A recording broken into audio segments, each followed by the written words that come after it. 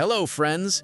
As you know, we generally avoid making videos about current events, but how can we overlook it when people talk and think about the same topic every single day? Naturally, we are talking about dinosaurs, a subject we all seem to know a great deal about, yet every month new research appears that overturns century-old beliefs. It would be wonderful if someone released a video compiling the key discoveries of recent years connected with dinosaurs, wouldn't it? Perhaps they clarified that dinosaurs did not die because of a meteorite, or for instance, proved that the deadly rabbit is not a dinosaur, or at the very least, discovered that the T-Rex is actually Mongolian. Get comfortable, friends. Remember to subscribe to the channel, and now let's begin. Over the next couple of minutes, we will quickly raise your knowledge about dinosaurs to a level that matches the perspective of modern science. You give us a like, and we take you on a journey back in time 66,200,000 years. Up until 2024, it was firmly accepted that by the time the asteroid struck, dinosaurs had already been declining for 200,000 years. The primary argument was the decrease in the number of species. For instance, in North America, 83 million years ago, researchers recorded 15 genera of ceratopsians, whereas 67 million years ago, there were only 7. The same pattern was observed with titanosaurs in India, pterosaurs in the USA, and generally with species across the planet. So it appeared that the asteroid merely delivered the final blow to dinosaurs that were already deteriorating. The reasons why they were deteriorating are a separate matter, and they are no longer important because several studies from 2024 have disproved this narrative. Dr. Chris Dean from University College London and his team analyzed 8,000 fossils from North America. At first glance, it once again seemed that the closer the timeline approached the asteroid impact, the fewer fossils were present. But that was only at first glance, because the researchers approached the issue from a different perspective, brought in geologists and asked them to examine the deposits of the very late Cretaceous period. The outcome showed that there are simply fewer exposed rock layers. In other words, we conclude that the number of dinosaur species declined not because there were fewer of them, but simply because fewer remains were discovered. The geologists, in turn, explained that fewer should indeed have been discovered since there are physically fewer exposed rocks from that period. Put simply, mountains just grew, and how are you supposed to extract dinosaurs from them? After that, there were many additional supporting studies, but in short, at least in North America, there are solid grounds to believe that dinosaurs were doing fine and that there were no signs of extinction before the meteorite. Moreover, having embraced this fact and understanding where to look, scientists began excavating and, for example, discovered Lokiceratops in the state of Montana. This is a completely new species that was unknown to science until 2024. Lokiceratops is remarkable, first, because it is an ancestor of the well-known Triceratops. Second, Lokiceratops possessed the largest horns among its relatives, which earned it a nickname connected with the god of deception. And third, it serves as living evidence that new species absolutely existed shortly before extinction. We simply have not discovered them yet. To summarize, the narrative about dinosaurs declining even before the meteorite is most likely a myth. However, at the same time, something did in fact happen. These are the Deccan traps, which have long been associated with the extinction of the dinosaurs.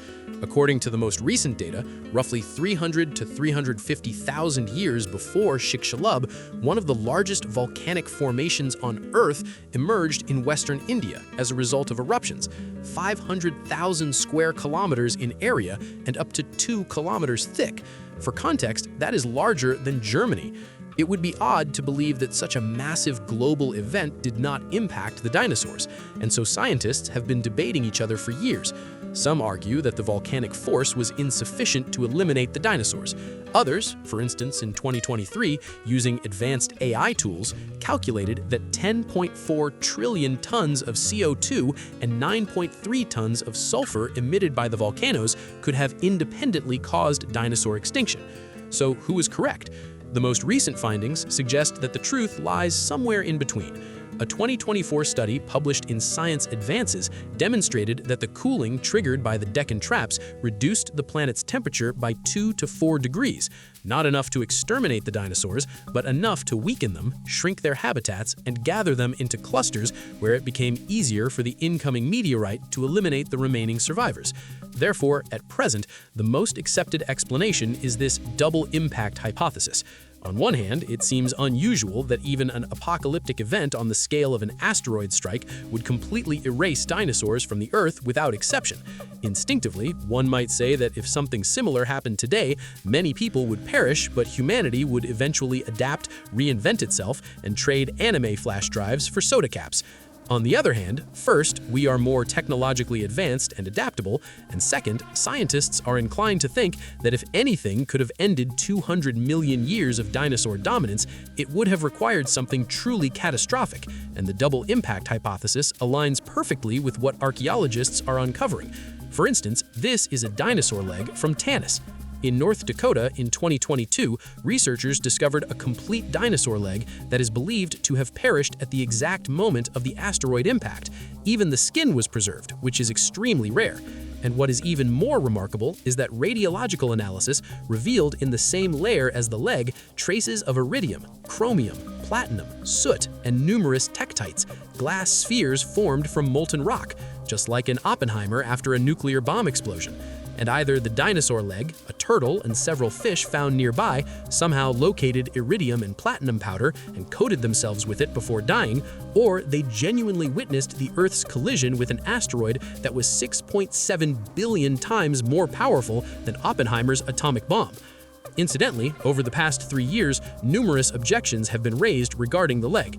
The problem is that the authors of the original study never provided a chemical analysis of the leg, even though in 2024 they presented many analyses of turtles, fish, and even ordinary pieces of wood, and in those samples the presence of meteoritic elements was clearly visible.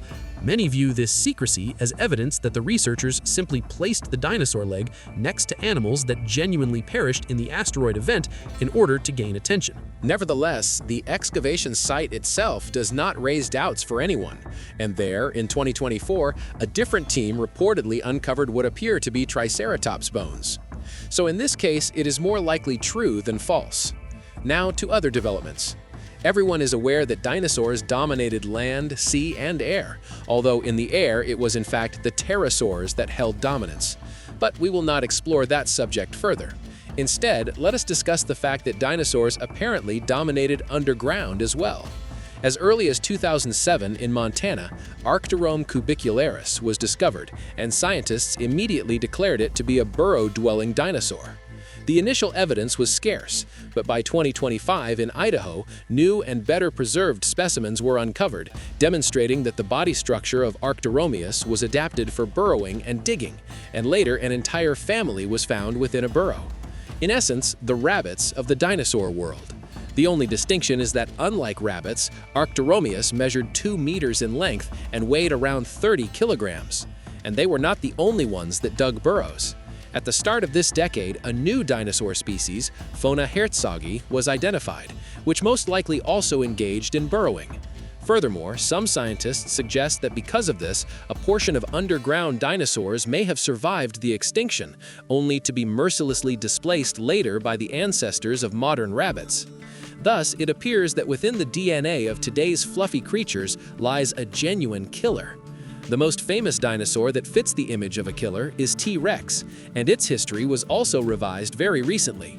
In June 2025, a routine inspection of remains in one of Mongolia's museums led researchers to an unexpected conclusion.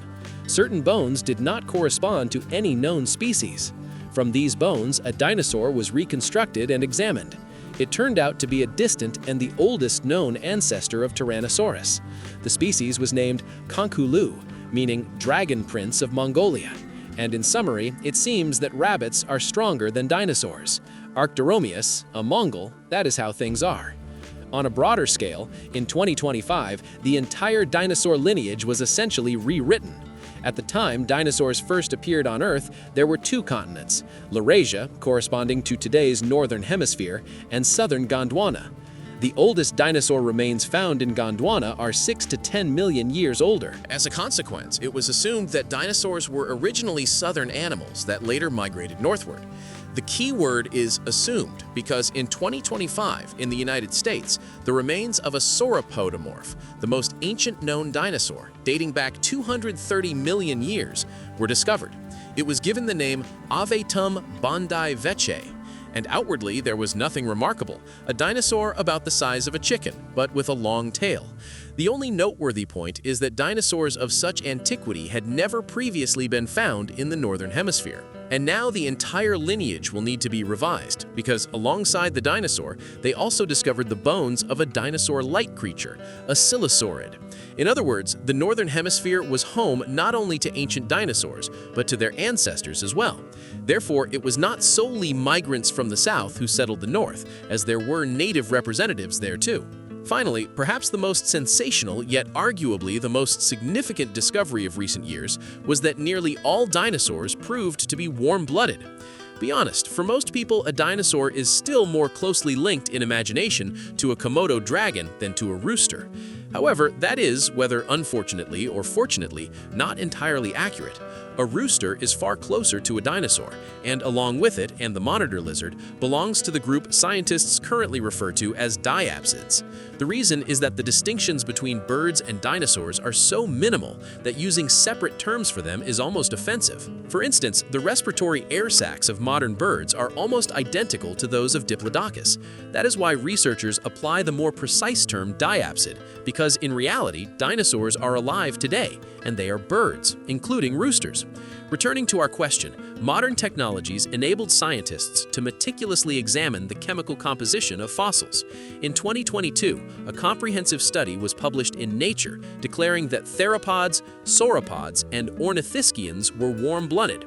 There were certain exceptions, but the prevailing principle is that the majority of dinosaurs were warm-blooded creatures. This is precisely why modern birds are warm-blooded as well. In fact, this issue sparked the entire debate, since scientists aimed to establish exactly when the warm-blooded dinosaur lineage branched off. It turned out that it extends so far back that it is simpler to regard most dinosaurs as inherently warm-blooded and concentrate instead on the cold-blooded exceptions. From this follow their immense body sizes, feathers, and numerous other characteristics. Which fact was new to you? Make sure to mention it in the comments. Also, remember to like this episode and subscribe to the channel if you discovered something new. Until next time,